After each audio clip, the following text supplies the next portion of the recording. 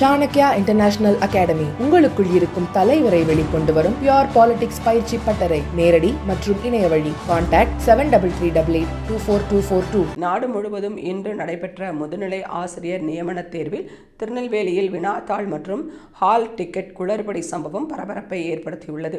திருநெல்வேலி மாவட்டத்தில் மொத்தம் 18 மையங்களில் 5527 பேர் தேர்வு எழுத விண்ணப்பித்திருந்தனர். அதில் 5075 பேர் தேர்வில் பங்கேற்றனர். பாளையங்கோட்டை குழந்தை இயேசு பெண்கள் மேல்நிலைப் பள்ளியில் நடந்த தேர்வில் வேலூரைச் சேர்ந்த சிமியோன் என்ற தேர்வர் முதுநிலை வணிகவியல் பாடத்திற்காக விண்ணப்பித்திருந்தார். ஆனால் தேர்வு அறையில் அவருக்கு முதுநிலை மொழி பாடம் தொடர்பான வினாத்தாள் வழங்கப்பட்டதாக கூறப்படுகிறது. இதனால் அவர் தேர்வு எழுத முடியாமல் கண்காணிப்பாளரிடம் புகார் அளித்துள்ளார்.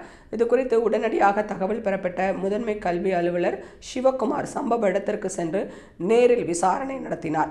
முதலில் கண்காணிப்பாளரை விசாரித்த அவர் பின்னர் தேர்வர் சிமியோனிடம் தனியாக விசாரணை மேற்கொண்டார்.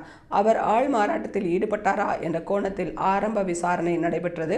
ஆனால் சிமியோன் நேர்மையான தேர்வர் என்றும் எந்தவித ஆள் மாறாட்டத்திலும் ஈடுபடவில்லை என்றும் உறுதி செய்யப்பட்டது.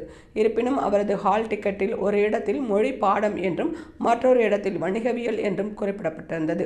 இதுவே குழப்பத்திற்கு காரணமாக இருந்தது. இதனால் அவர் தேர்வு எழுத முடியாத நிலை ஏற்பட்டது.